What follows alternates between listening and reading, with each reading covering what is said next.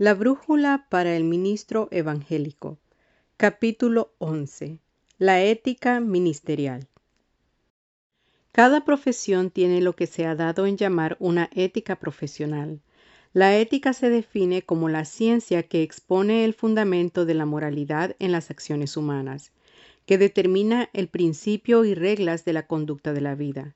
Los profesionales, pues, al hablar de su ética, se refieren a las reglas de conducta y al fundamento de lo que considerará correcto o incorrecto en el ejercicio de su carrera. Si cada profesión necesita de una ética que determine los principios de conducta de quienes la practican, cuanto más importante será que en el ministerio nos ciñamos a elevados principios de conducta profesional basados en el fundamento sólido y estable de la palabra de Dios. El ministro cristiano realiza una labor a nivel profesional. Sin embargo, no es un profesional cualquiera. Aunque reciba salario o sostén, no es un asalariado. Aunque desempeñe a veces funciones ejecutivas, no es un simple ejecutivo de empresa. El ministro es un siervo de Dios. Ha sido ungido y separado para ser su embajador, para representarlo ante el mundo. Sus funciones son por demás delicadas, puesto que él ha sido enviado por Dios con el mensaje de la reconciliación. Debemos considerar, por lo tanto, la tremenda importancia que implica el hecho de que la ética ministerial no nos habla de las reglas de conducta de un oficio o profesión cualquiera, sino del ministerio cristiano, la vocación más elevada y el trabajo de mayor importancia que pueda realizarse en el mundo. Muchos problemas y situaciones caen dentro del terreno de la ética ministerial. En este capítulo trataremos de dar atención a los que son más comunes e importantes. Trataremos de encontrar el camino correcto a la luz de la palabra de Dios y del sano criterio que el Señor ha dado para que, guiados por el Espíritu Santo, sepamos cómo conducirnos en la casa de Dios, que es la iglesia del Dios viviente, columna y baluarte de la verdad.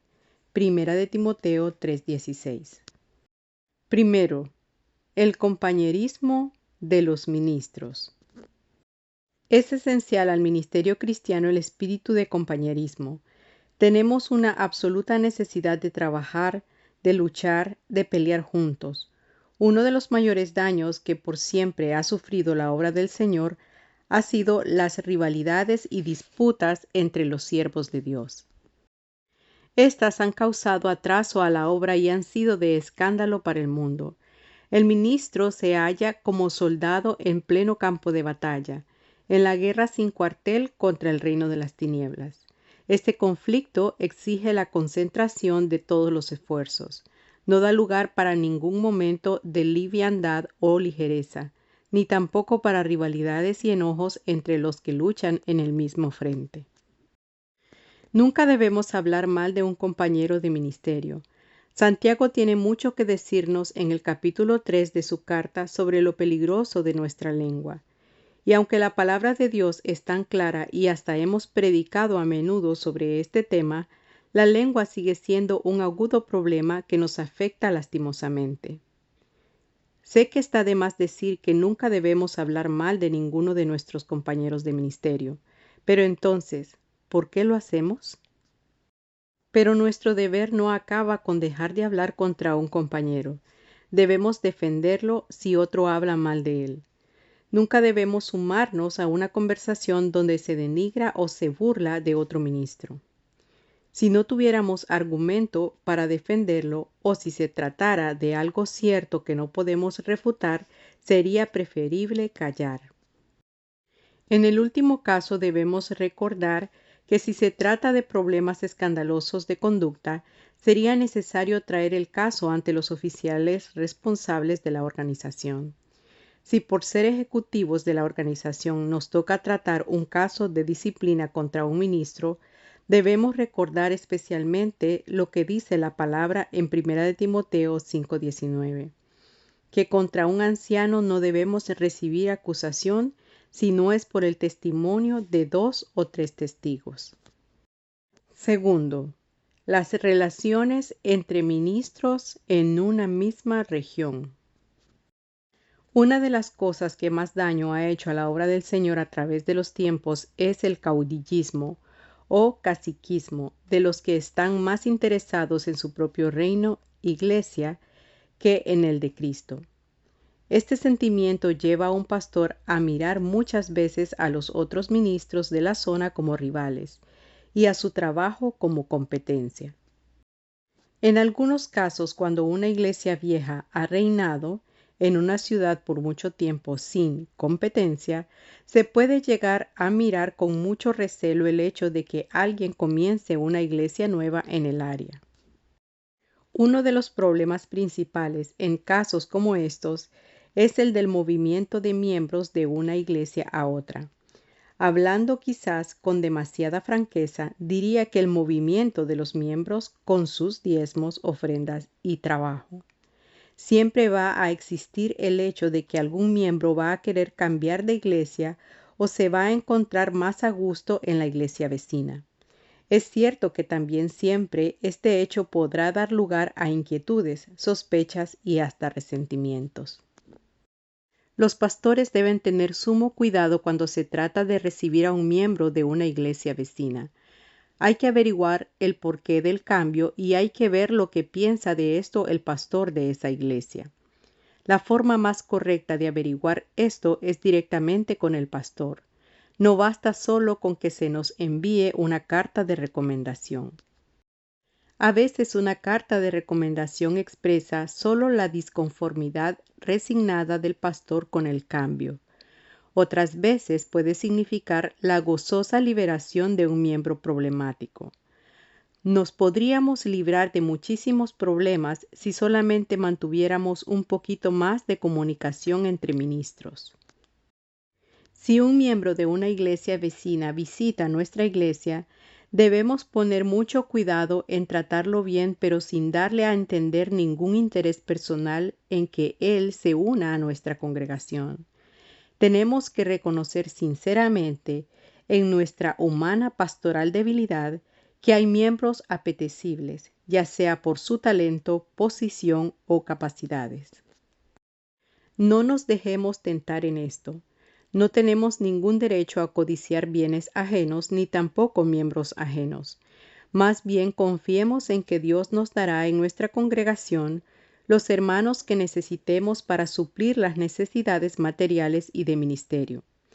En lugar de poner nuestra mira en alguno que otro miembro prominente de las iglesias vecinas, pongamos la mira en el Señor y confiemos en Él para satisfacer las necesidades de la iglesia. Algunos pastores han edificado sus iglesias no con las almas ganadas al mundo, sino con miembros ganados a otras iglesias de otras y de su propia denominación. La experiencia que han tenido los tales ha sido siempre la misma. Les costó mucho más trabajo edificar una iglesia firme, si es que pudieron. Algunas veces, aún después de años de trabajo y esfuerzo, esas iglesias terminaron dividiéndose por el sencillo hecho de que el fundamento fue mal puesto. Esto debería servirnos de suficiente lección para no caer nosotros en el mismo error. Por otro lado, no podemos esperar la bendición de Dios sobre nuestro ministerio si actuamos así.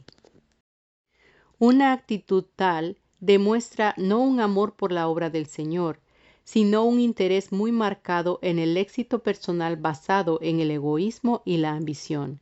En la obra del Señor son mucho más importantes los motivos de nuestras acciones que el aparente éxito de las mismas.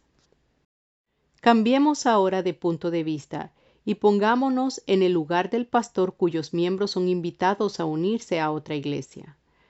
¿Cuánto nos indigna que se comporten así con nosotros? Pero, pensándolo bien, ¿tenemos derecho? Más bien no debería alegrarnos de que de alguna forma podamos contribuir al crecimiento de otra iglesia.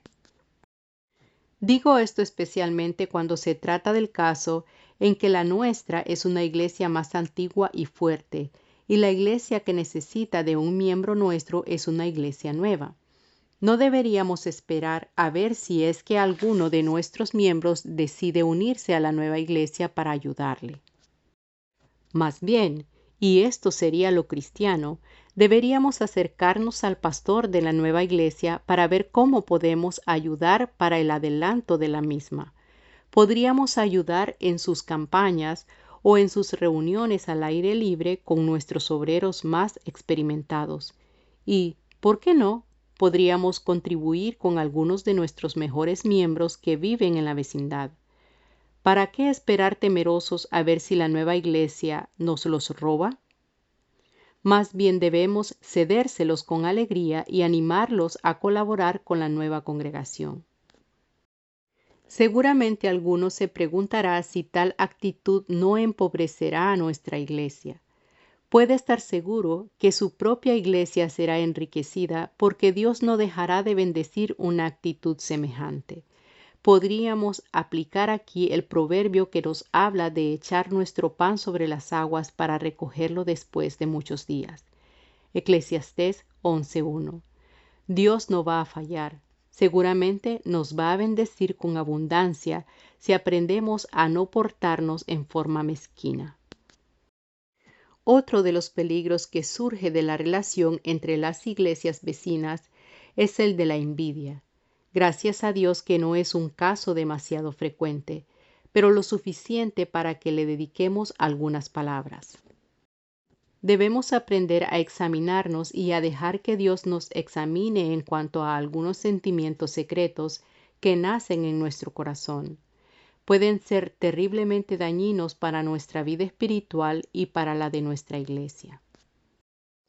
¿Qué sentimos cuando Dios bendice sobremanera una iglesia vecina, cuando tienen éxito en una campaña, cuando el Espíritu Santo es derramado o cuando son bendecidos materialmente mucho más que nosotros? ¿Qué sentimos, por ejemplo, al enterarnos que ellos compran un precioso órgano mientras que nosotros tenemos que conformarnos con un destartalado acordeón? ¿O qué sentimos cuando nos cuentan que 30 o 40 de sus miembros han sido bautizados con el Espíritu Santo, mientras que en nuestra iglesia hace meses que no ocurre nada semejante? Bienaventurado el pastor que puede glorificar a Dios por el proceso de la iglesia vecina. Tenemos que reconocer que va contra nuestra naturaleza humana, pero nosotros tenemos una nueva naturaleza, la de Cristo, y podemos estar seguros de que Él se regocija. ¿Por qué, pues, no regocijarnos nosotros? Si damos lugar a que la envidia se infiltre en nuestro corazón, no solo nuestra vida espiritual se arruinará, sino que habremos sido hechos inútiles para alcanzar esa bendición que estamos envidiando. Guardemos puro nuestro corazón y cuidemos celosamente nuestros sentimientos para que siempre sean los correctos. Tercero, el cambio de pastorado. Al comenzar a pastorear una nueva iglesia, tenemos responsabilidades en dos direcciones. Por un lado, hacia la iglesia que hemos dejado y su nuevo pastor, y por el otro hacia la nueva iglesia y el pastor que nos precediera en la misma. En cuanto a la iglesia que hemos dejado y el nuevo pastor que la guía, tenemos varias obligaciones cuyo desconocimiento podría ocasionar muchos problemas. En primer lugar, no debemos tratar de seguir dirigiendo los asuntos de la iglesia desde afuera. Es muy posible que por carta o personalmente si estamos cerca, los miembros de esta iglesia nos consulten sobre problemas internos que son responsabilidad del nuevo pastor. En este caso debemos rehusar con cortesía pero con mucha firmeza el inmiscuirnos en esos asuntos. Algunos pastores, aun cuando se han trasladado a lugares lejanos, siguen por mucho tiempo manteniendo correspondencia con los miembros de su antigua iglesia. Si esa correspondencia tiene por base estrictamente alguna amistad personal, no es incorrecta, pero si de alguna manera roba o resta algo del afecto que los miembros deben tener hacia su nuevo pastor, debe ser interrumpida. Otros, y esto es mucho más serio, al quedar en un lugar cercano, continúan visitando a los miembros. Será muy difícil que en alguna de estas visitas no se converse sobre algo que tenga que ver con la iglesia e indudablemente en muy poco tiempo surgirán problemas. Si por alguna razón seria nos viéramos en la necesidad de visitar a algunos miembros de la congregación que hemos dejado, deberíamos hacerlo con el consentimiento del nuevo pastor y en un todo de acuerdo con él. Al realizarse el cambio pastoral, debemos dejar la casa pastoral y todo el mobiliario que pertenezca en perfecto estado de limpieza y orden, como así también dejar en perfecto orden el libro de membresía de la iglesia y todo lo referente a la contabilidad e inventario de la iglesia. De ninguna manera debemos seguir recibiendo diezmos u ofrendas que pertenezcan a la iglesia y que perjudiquen a la obra del nuevo pastor. Por el contrario, debemos animar a los hermanos a que presten todo su apoyo espiritual y material al nuevo pastor. En cuanto a la nueva iglesia, debemos tener muy en cuenta que es posible que los hermanos sientan el cambio, especialmente los que se habían encariñado mucho con el pastor anterior. Un consejo prudente aquí sería tratar de no hacer innovaciones que agudicen esta situación. Si fuera posible, conociendo la forma del pastor anterior, no se deben introducir cambios durante un tiempo en la forma de dirigir los cultos o en el orden de las cosas de la iglesia. Este asunto tiene especial importancia cuando el pastorado del ministro anterior ha sido largo.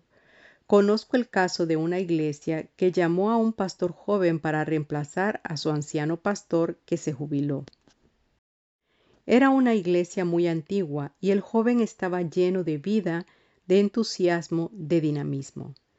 Nada de esto es malo en sí mismo, pero cometió el nuevo pastor la imprudencia de comenzar a cambiar todo desde la primera semana. Los cambios vistos de afuera eran buenos. No hizo nada que estuviera fuera de lugar, pero ofendió la sensibilidad y los sentimientos de los hermanos, especialmente de los ancianos, y al poco tiempo, frente a tanto cambio, lo cambiaron a él. Si hay algo en que debemos cuidarnos muchísimo al reemplazar a otro miembro, es en cuanto a la forma en que nos referimos a él. Recordemos lo que decíamos en el párrafo anterior, que la iglesia está ligada afectivamente a su antiguo pastor. No solo por esto, sino por razón de la verdad y porque es nuestro deber ante Dios. No dejemos de darle el crédito que le corresponde. Esto es algo que debemos de hacer honradamente, conscientes del sacrificio y esfuerzo de nuestro antecesor. No debemos, por supuesto, caer en alabanzas exageradas, ya que éstas hasta podrían ser tomadas por insinceras, o, en su mejor caso, como un medio de conseguir popularidad para nosotros mismos. En el caso de tener que reemplazar a un pastor que haya fracasado en su ministerio por su conducta indeseable, habrá muy poco bueno que decir. Pero a pesar de esto, hay que tener muchísimo cuidado en no referirnos nunca a su fracaso. Lo mejor será dar vuelta a la página y dejar todo esto en el pasado.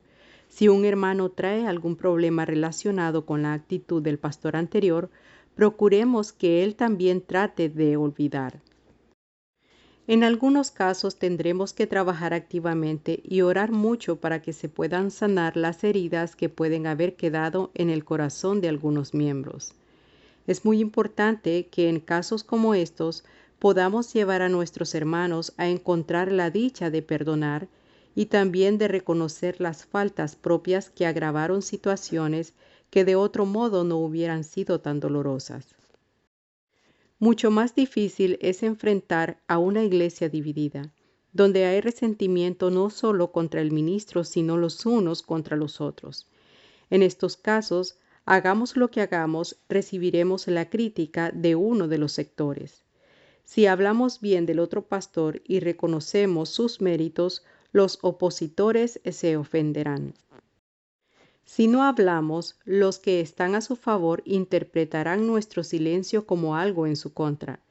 Es muy difícil enfrentar a una iglesia dividida. Requiere mucha oración y también ayuno.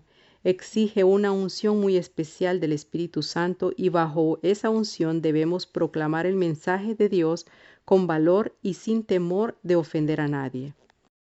Tendremos que revestirnos de amor y esperar el momento en que la dureza que ha entrado en los corazones se quiebre, y uno a uno los creyentes permitan al Espíritu Santo obrar en su corazón y sanar sus heridas. No nos engañemos pensando que esto se producirá de la noche a la mañana.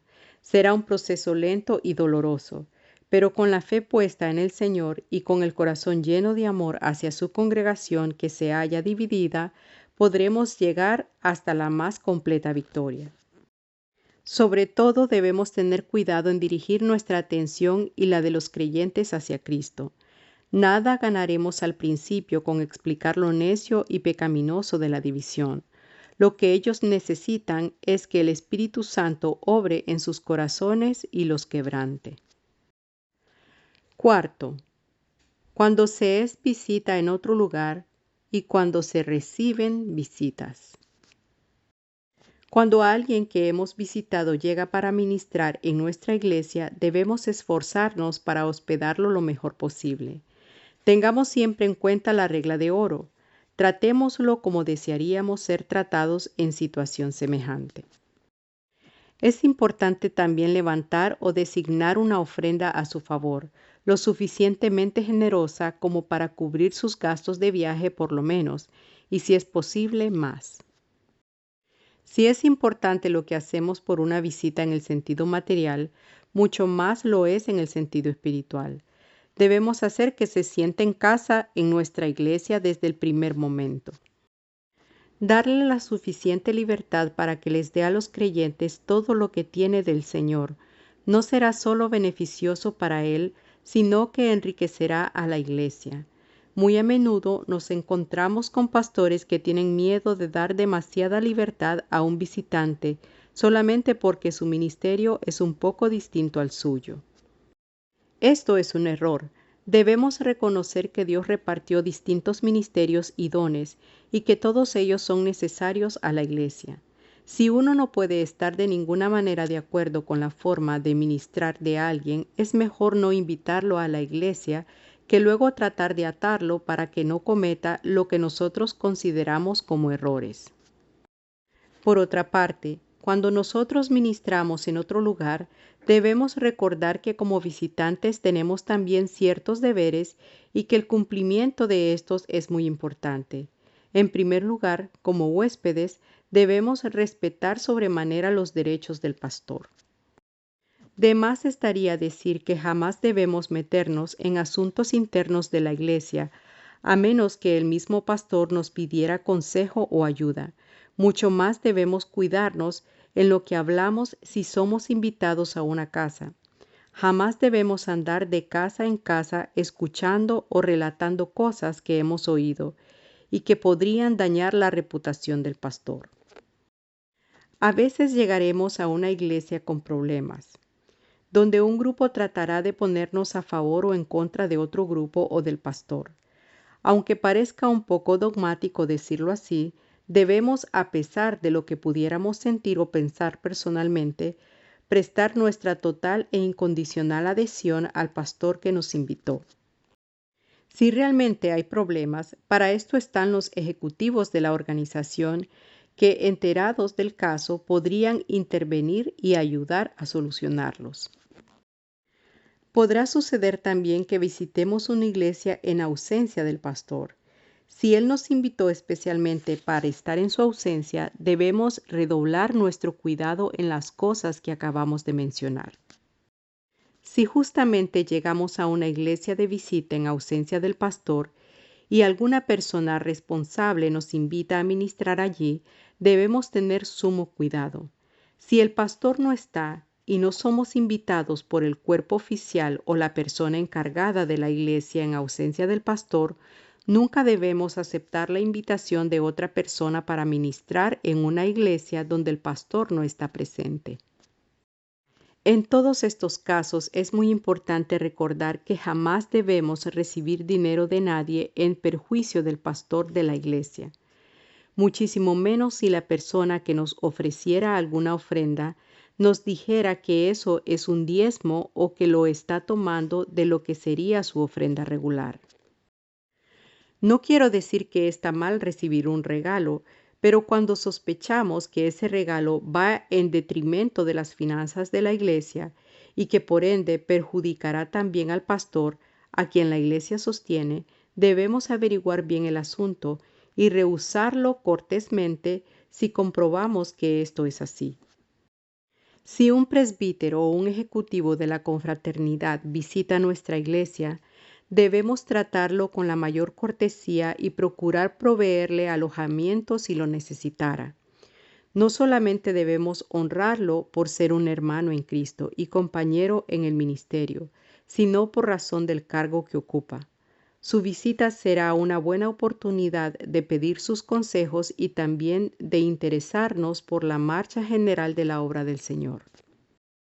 Debemos cuidarnos mucho de los comentarios que hagamos de su persona con los miembros de nuestra iglesia. A veces sucede que un pastor no está del todo de acuerdo con la administración de uno de los ejecutivos, pero eso jamás le dará derecho para hacer comentarios en detrimento de su persona. Los miembros de la iglesia con quien hiciéramos comentarios de otro ministro o de un líder de la obra no solo corren el riesgo de escandalizarse, sino que a la larga perderán el respeto por los ministros del Evangelio y por nosotros mismos.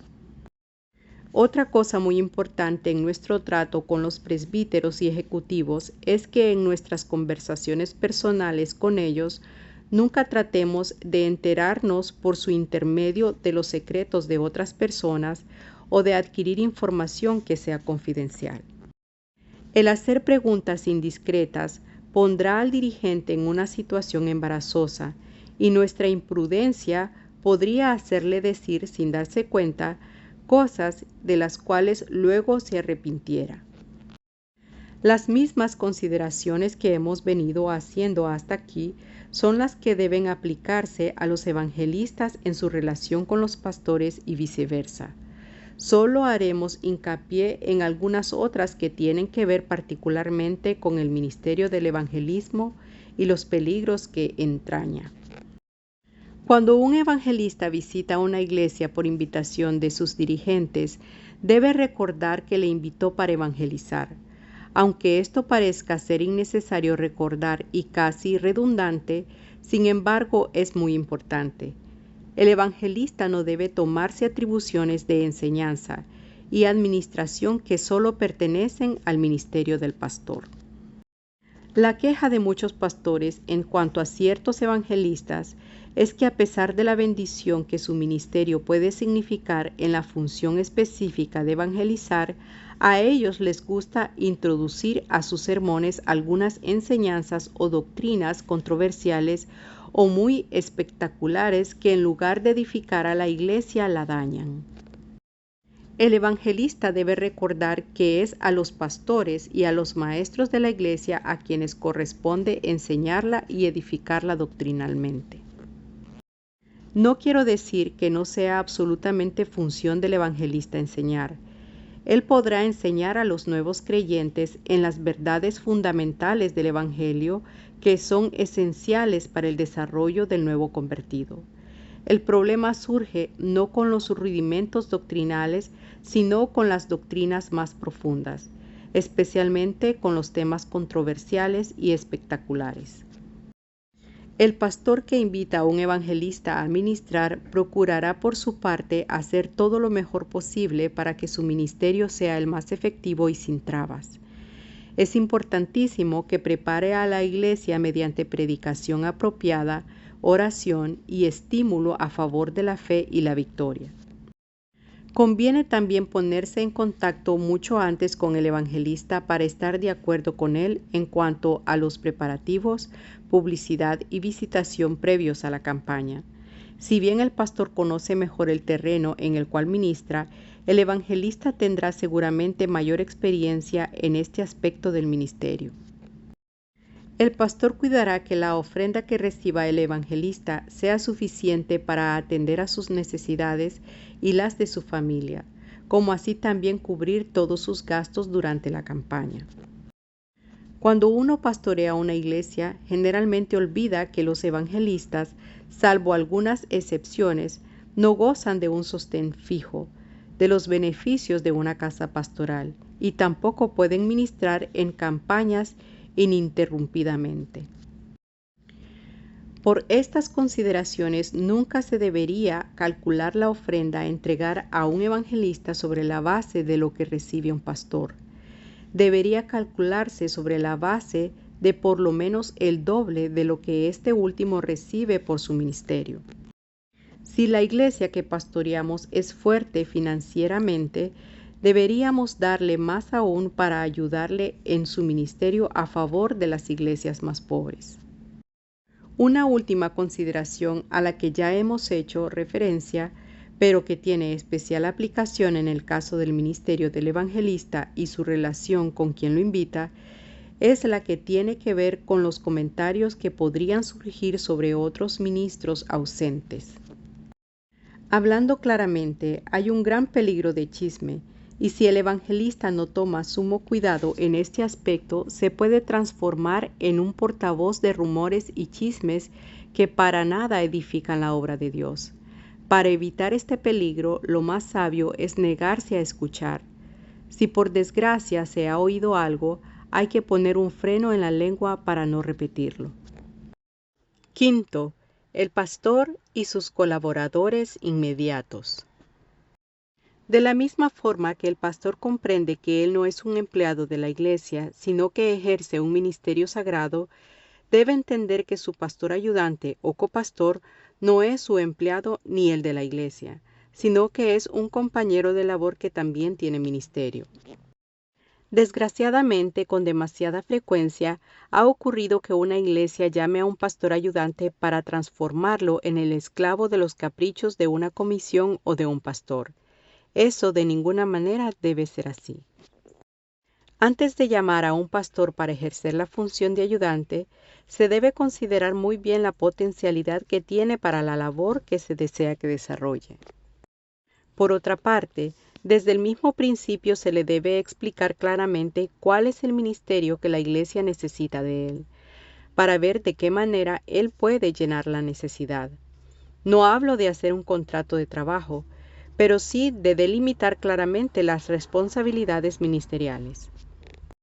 Visto el asunto desde el otro lado, el pastor ayudante debe recordar que debe absoluta fidelidad al pastor quien ha depositado su confianza en él para llamarlo a ser su colaborador. Un deseo secreto de llegar a ocupar el lugar del pastor mediante alguna maniobra para desacreditarlo sería una tentación venida del mismo infierno y debe ser rechazada firmemente como tal. Generalmente el pastor ayudante es un ministro más joven, a veces un recién iniciado en el ministerio. Aquí tiene una preciosa oportunidad de crecer y aprender al lado de alguien con mayor experiencia. Además de servir con todo corazón, el aprendiz podrá templar su carácter en una sana y sensata sujeción al pastor. En cuanto a la junta oficial de la iglesia, esta no ha sido nombrada ni para controlar al pastor ni para mandarlo. Un pastor que mira a la junta oficial de esta manera ya está en camino de tener problemas con sus integrantes. Esto es algo que ellos deben comprender también, y el pastor hará todo lo posible para enseñarles. La junta oficial servirá como cuerpo consejero para el pastor y le ayudará en su ministerio para evitar que él se vea abrumado por la carga de enfrentar solo todas las responsabilidades que exige el ministerio pastoral. Acerca del trato del pastor con su comisión o junta, algunos consejos pueden ayudarnos a un mejor desempeño del trabajo. Es importante siempre consultar con todos los miembros y no con uno o dos solamente. También lo es que todos expresen su punto de vista luego de una amplia discusión del problema. Si el pastor no está de acuerdo, debe evitar agitarse o perder la serenidad para expresar sus opiniones. Finalmente, una vez que se ha llegado a una decisión, debe cumplirla aunque no sea la que coincida con su propia opinión. Si surgiera alguna diferencia con algún miembro de la comisión, nunca debe criticarlo, más bien tratar esa diferencia amorosamente con la persona misma. Sexto, el ministro y su denominación. Un pastor de larga experiencia dijo que por cada punto negativo en cuanto a la membresía en una denominación, hay cuando menos 10 puntos positivos. Es una gran ventaja pertenecer a una denominación, sobre todo cuando la Iglesia Nacional mantiene relaciones fraternales con las otras iglesias de la misma denominación en todo el mundo.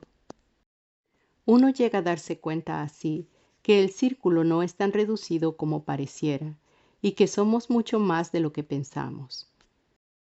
Pero no vamos a ocuparnos aquí de las ventajas, sino más bien de las responsabilidades que significa pertenecer a la denominación. Es muy importante la asistencia y participación activa del pastor en las conferencias o concilios distritales y nacionales. Algunos acostumbran asistir solo en raras ocasiones. Esto les priva a ellos de la bendición de la confraternidad y ministerio de sus hermanos y les priva a los demás de la bendición de su propio ministerio. En la Iglesia de Jesucristo, todos necesitamos del ministerio de todos como miembros del cuerpo. No podemos prescindir del resto del cuerpo ni tampoco privarle de nuestra función como miembros en particular. En nuestro sistema de gobierno es de mucha importancia ejercer el derecho del voto con plena conciencia de lo que hacemos. Este es quizá el acto en que más deberíamos buscar la guía del Señor para que nuestra democracia dé lugar a una verdadera teocracia. Esto se logrará si al votar cada uno de nosotros se transforma en un canal a través del cual Dios pueda manifestar su voluntad para el gobierno de su Iglesia. Que Dios nos guarde de elegir despreocupadamente, a desgano o por mera simpatía, y mucho más de particular en movimientos de tipo político que podrían desvirtuar el sentido de nuestra democracia.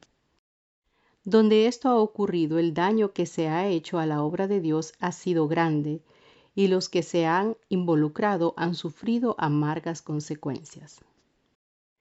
Es un deber moral apoyar financieramente los proyectos de nuestra organización y cumplir cabalmente con todas las obligaciones en este aspecto. Algunos piensan más en lo que pueden recibir de la organización que en lo que pueden dar.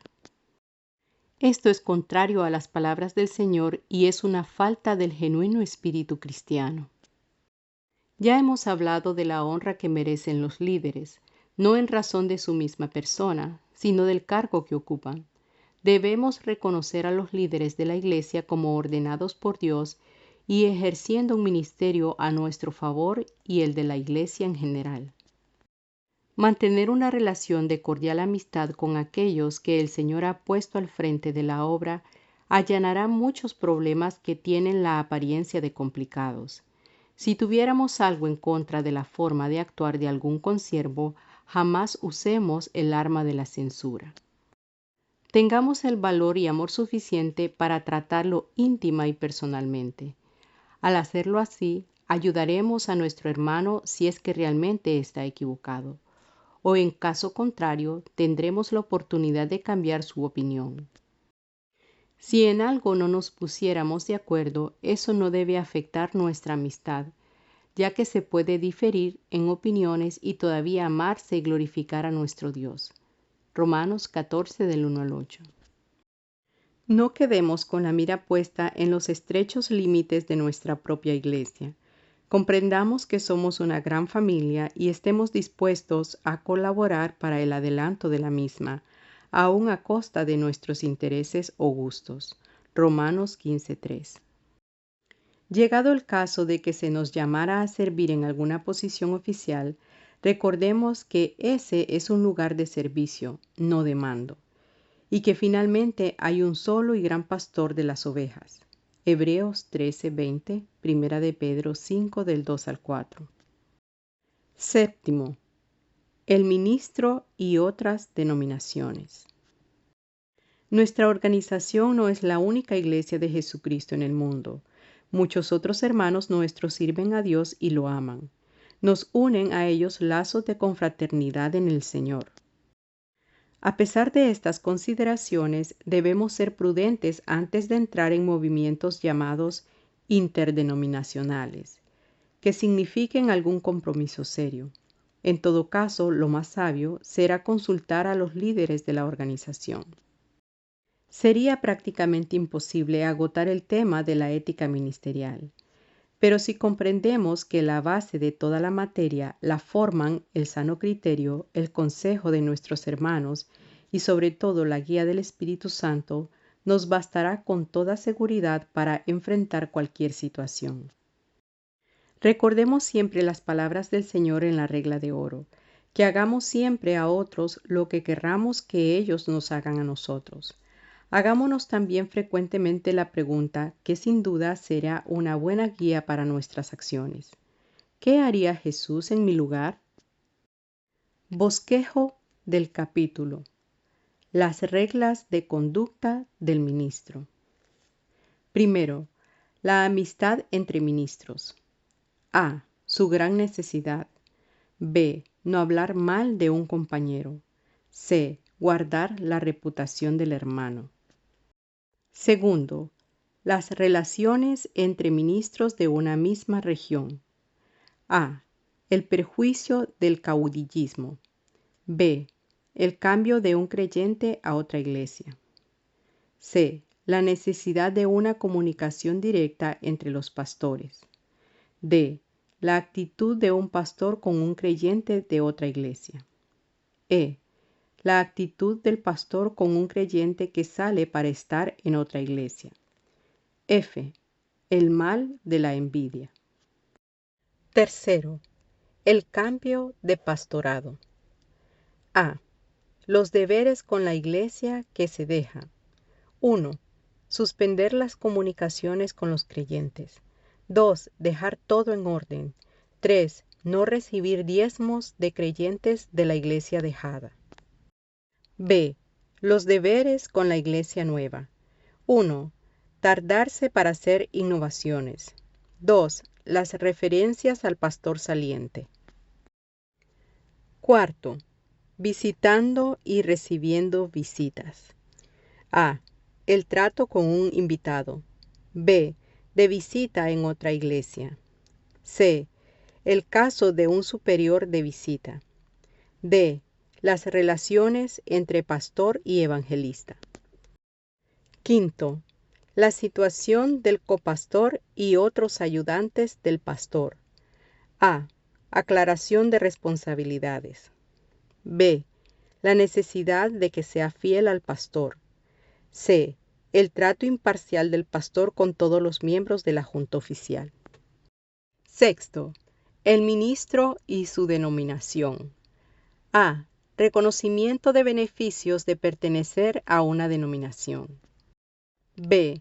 Responsabilidades del ministro. 1. Una colaboración activa en las convenciones. 2. El uso esmerado del sufragio. 3. Fidelidad en el sostenimiento financiero de la organización. 4. Respeto a los dirigentes. Séptimo, la relación con otras organizaciones. Un encuentro con las verdades. Respuesta alterna. Subraya la palabra que complete correctamente cada expresión. 1. La, entre paréntesis, ética, constitución, es la definición de las reglas de conducta de la vida. 2. Los ministros tienen una imperiosa necesidad de fomentar un espíritu de, entre paréntesis, compañerismo, individualismo. 3. La, entre paréntesis, rivalidad, educación, es un agudo problema que puede afectar negativamente la unión entre los ministros. 4. El ministro no solamente tiene el deber de dejar de hablar mal de un compañero, sino también, entre paréntesis, defenderlo, desecharlo, si otro habla mal de él. 5. Si un pastor llega a pensar en su iglesia como su propio reino, llegará a considerar como, entre paréntesis, rivales, colaboradores, a los otros ministros de la misma región. 6. Si un miembro de una iglesia manifiesta el deseo de trasladarse para otra iglesia en la misma área, los dos, entre paréntesis, pastores, presbíteros, involucrados deben consultarse al respecto. 7. Una iglesia establecida puede ser, entre paréntesis, debilitada, enriquecida, si contribuye con algunos miembros para ayudar a levantar una nueva iglesia. 8. Bienaventurado el pastor que puede alegrarse con el, entre paréntesis, progreso, estancamiento de la iglesia vecina. 9. Al dejar de pastorear una iglesia, el ministro, entre paréntesis, debe, no debe, mantener correspondencia con los miembros de esa obra. 10.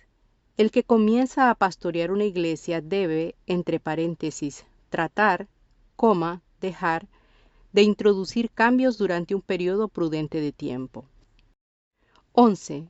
Debemos tratar a nuestros invitados en la misma manera en que desearíamos, entre paréntesis, pagarles, ser tratados en semejante situación. 12. El que visita una iglesia tiene que respetar los, entre paréntesis, caprichos, derechos del pastor residente. 13. El pastor debe cuidarse de, entre paréntesis, rebajar, condenar a algún dirigente de la denominación delante de los creyentes locales. 14. El pastor debe hacer lo posible para que el ministerio de un evangelista invitado sea, entre paréntesis, efectivo, limitado. 15. El pastor debe calcular que la ofrenda para el evangelista debe ser por lo menos, entre paréntesis, lo mismo, el doble de lo que él recibe. 16. El evangelista tiene que cuidarse de no llegar a ser un portavoz de, entre paréntesis, noticias, rumores. 17. El pastor debe tener presente que su ayudante es un, entre paréntesis, empleado, compañero, que tiene ministerio también. 18. El pastor ayudante debe absoluta, entre paréntesis, fidelidad, obediencia al pastor. 19. Cada ministro tiene la obligación de, entre paréntesis, callarse, participar en las conferencias distritales y nacionales. 20. Debemos tratar de mantener una relación de, entre paréntesis, cordialidad, servilismo, con los dirigentes de la obra. De la teoría a la práctica. 1. ¿Por qué debe cada ministro principiante tener un concepto claro de la ética ministerial? 2. ¿Cómo se sentiría usted si oyera que el pastor que lo reemplazó en su iglesia anterior continuamente habla de cómo halló a la iglesia en pésimas condiciones? 3. ¿Qué bien hará el ministro que les recuerda a los hermanos continuamente de todo lo bueno que ha resultado desde que yo llegué? 4. Relate cómo se podría haber evitado un problema del cual usted tiene conocimiento si el involucrado hubiera observado la ética ministerial. 5. ¿En qué épocas o condiciones es prácticamente imposible que un evangelista reciba invitaciones para celebrar una campaña? 6. ¿De dónde recibirá ofrendas el evangelista en los periodos en que no puede realizar campañas? 7. ¿Qué regla de la ética ministerial que no se ha tratado en este capítulo cree usted que tiene importancia? 8. Haga una lista de argumentos a favor y en contra de la regla que si renuncia el pastor, el copastor también ha de presentar incondicionalmente su renuncia. 9. ¿En qué regla de este capítulo nunca había pensado usted? 10. ¿Qué decisiones ha tomado usted como consecuencia del estudio de este capítulo? Proyectos para la clase. 1. Revisar los ejercicios que los miembros de la clase realizaron en las secciones Un encuentro con las verdades y de la teoría a la práctica. 2. Presentar un cuadro dramatizado de los problemas que pueden surgir cuando un ministro no observa las reglas de la ética ministerial. 3. Celebrar una mesa redonda sobre las relaciones entre el pastor y el copastor.